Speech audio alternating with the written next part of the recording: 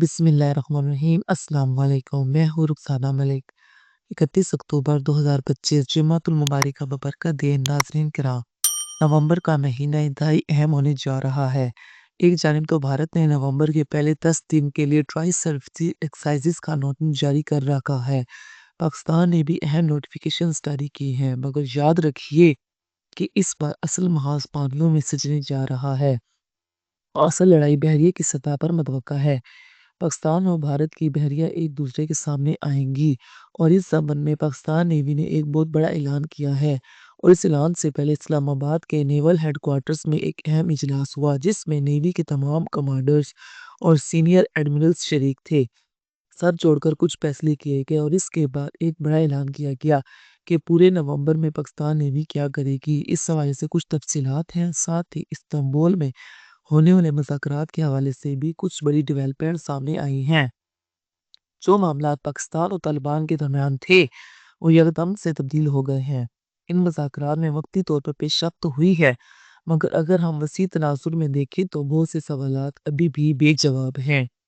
میں تمام ڈیولپمنٹس آپ کے سامنے رکھتی ہوں۔ اگر آپ نے ابھی تک ویڈیو کو لائک نہیں کیا تو لائک کرتے، کمنٹ سیکشن میں پاکستان زندہ باد کا نعرہ ضرور لکھیں، اور جن لوگوں نے چینل کو سبسکرائب نہیں کیا ان سے گزارش ہے کہ وہ چینل کو سبسکرائب کریں۔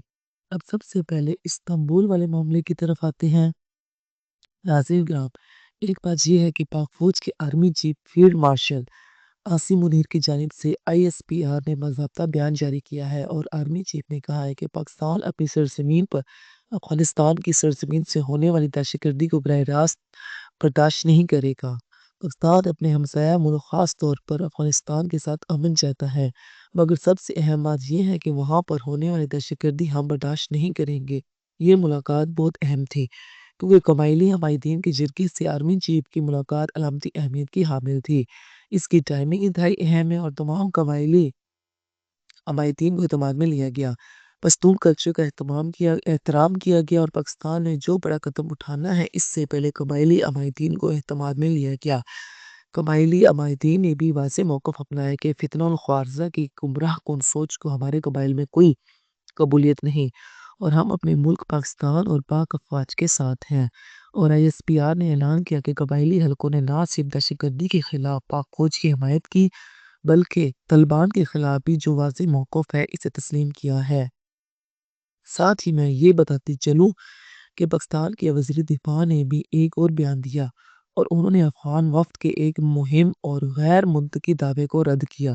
اس میں کہا گیا ہے کہ TTP کے دہشت گرد افغان سرزمین پر دراصل پاکستانی پناہ گزین ہیں جو اپنے گھروں کو واپس جا رہے ہیں، یعنی وہ پاکستان کے لوگ ہیں۔ یہ دعویٰ انتہائی مشکوک اور بے بنیاد قرار دیا گیا۔ طالبان کے وفد نے استنبول میں ایسے بیانات دیے جو ناقابل یقین محسوس ہوئے، مگر بعد ازاں جب پاکستان کے وفد نے مذاکرات کال کیے وہ 4 دن ضائع ہوئے، تو پاکستان کا وفد ایئرپورٹ پر چلا گیا اور ترکی کو مداخلت کے لیے کہا گیا۔ ترکی سے رابطہ کیا گیا اور بالآخر طالبان نے خود پاکستان سے رابطہ کیا اور کہا کہ ہم اس وقت لچک دکھانے کے لیے تیار ہیں۔ پھر ترکی کی طرف سے ایک اہم اعلانیہ جاری ہوا۔ پاکستان اور افغان طالبان باہمی جنگ بندی کو برقرار رکھنے پر متفق ہو گئے ہیں۔ استنبول مذاکرات کے بعد پاکستان اور افغان طالبان کا مشترکہ اعلامیہ جاری ہوا۔ اعلامیہ کے مطابق ترکی اور قطر کی ثالثی میں 25 تا 30 نومبر تک استنبول میں مذاکرات ہوئے۔ یہ مذاکرات دوحہ میں طے پانے والے امن معاہدے کو مضبوط کرنے کے لیے بلائے گئے تھے۔ اعلامیہ میں کہا گیا ہے کہ فریقین نے جنگ بندی کے تسلسل پر اتفاق کیا ہے اور اس کی نفاذی حکمت عملی پر تفتیش، نگرانی اور تصدیق کا ایک مشترکہ نظام بنایا جائے گا جو کسی خلاف ورزی کی صورت میں ذمہ دار فریق کو جواب دہ ٹھہرائے گا۔ یعنی پاکستان کا اصل مطالبہ یہی تھا کہ دونوں طرف سے نہ صرف جنگ بندی کی رہے بلکہ سرحدی خلاف ورزی کی صورت میں ذمہ دار فریق کو اکاؤنٹیبل بنائے جانے کا نظام موجود ہو، اور اس کا ذکر اعلامیہ میں بھی آ گیا۔ اعلامیہ کے مطابق ترکی اور قطر نے دونوں طرف کی مثبت کردار کو سراہا اور کہا کہ وہ خطے میں امن کے لیے کامل تعاون جاری رکھیں گے۔ ترکی کی درخواست پر پاکستان نے افغانستان کے ساتھ مذاکرات دوبارہ شروع کرنے پر رضامندی ظاہر کی تھی۔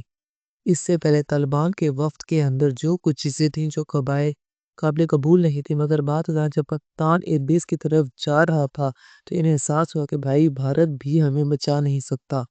تو وہ ترکی کے پاس گئے اور کہا کہ پاکستان کے وقت کو واپس بلائیں، مذاکرات کریں اور جنگ بندی کو جاری رکھیں۔ مگر سب سے اہم سوال یہ ہے کہ پاکستان کو افغانستان پر بہت خاص نگاہ رکھنی ہوگی۔ کہیں اس جنگ بندی کو کوئی ٹروجن ہارس کے طور پر استعمال تو نہیں کیا جا رہا، یا کہیں سے دھوکہ دینے کے لیے اور اپنی تیاریاں مکمل کرنے کے لیے تو نہیں استعمال کر رہا۔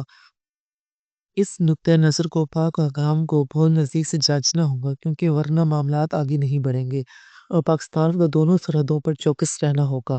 سرویلنس پہلے ہی بڑھائی جا چکی ہے، پاکستان پہلے ہی چوکس ہے اور سرویلنس مزید مضبوط کرنی ہوگی۔ پاکستان اپنی سرزمین پر بی ایل اے اور ٹی ٹی پی کے گرد گھیرا تنگ کر رہا ہے، اور اگر افغان سرزمین سے دہشت گردی ہوتی ہے تو پاکستان کا موقف بہت واضح ہے۔ دوسری جانب میں آپ کو بتانا چاہوں گا کہ پاکستان نیوی نے عربین سی میں پورے نومبر میں لائیو فائر ایکسرسائز کا اعلان کر دیا ہے۔ بتایا گیا ہے کہ رات 3 بجے سے شام 7 تک مخصوص تاریخوں میں مشقیں ہوں گی۔ 3 نومبر سے 7 نومبر، 10 تا 14 نومبر، 17 سے 21 نومبر اور 24 تا 28 نومبر، ہر بلاک 4 دن کی مشقیں ہوں گی۔ رومانی اوقات میں پاکستان 3 بجے سے شام 6 بجے تک۔ بیان میں جو ٹائمنگ دی گئی ہے وہ مقامی نوٹس کے مطابق ہے۔ میرین کو کہا گیا ہے کہ پورے ایریے کو صاف رکھیں اور مخصوص زونز پہلے سے ہی اعلان کر دیے گئے ہیں، جو بنیادی طور پر کراچی کے جنوب مغرب میں واقع ہے۔ پاکستان نیوی کی یہ تیاریاں اور نیوی ہیڈ کوارٹرز اسلام آباد میں ہونے والی اہم نیول کمانڈرز کانفرنس اگر بھارت کے آئی اے ایس وکرانت والی تیاریوں اور سرکریک کی دھمکیوں کے تناظر میں دیکھیں تو یہ ایک بہت واضح پیغام ہے۔ نیول چیف جو وہاں گئی اور کھڑے ہو کر جو پیغامات بھارت کو دیا وہ بالکل واضح اور دو ٹوک تھا۔ اب صورتحال یہ ہے کہ نومبر میں بھارت کوئی بڑا ایڈونچر کر سکتا ہے، تاہم پاکستان اس کی تیاری کر رہا ہے اور اپنی تیاریوں سے بھارت کو واضح پیغام دے رہا ہے کہ ہم تیار ہیں اور واپس آ جائیں، ابھی بھی وقت ہے۔ مگر اہم بات یہ ہے کہ جیسا کہ ڈونلڈ ٹرمپ نے بھی کہا کہ انہوں نے پاکستان سے رابطہ کیا تو پاکستان نے کہا ہم نے تو پہلے ہی بتایا تھا۔ بعد ازاں بھارت نے بھی ایسے رویے کا مظاہرہ کیا۔ بہرحال طالبان کے رویے پر ہمیں خاص نظر رکھنی ہوگی۔ انہوں نے کچھ لچک دکھائی ہے، مگر پاکستان جنگ نہیں چاہتا۔ مگر اگر جنگ ہماری طرف مسلط کی گئی تو معاملات بالکل مختلف ہوں گے۔ ایسی صورت میں ہماری مجبوری بنتی ہے کہ انتہائی اقدامات بھی اٹھانے پڑیں، جو شاید دل سے نہ ہوں مگر حالات کی ضرورت ہوں۔ اگر طالبان دوبارہ شدت پسندی دکھائیں گے تو ہمیں مجبوراً سخت اقدامات اٹھانے ہوں گے۔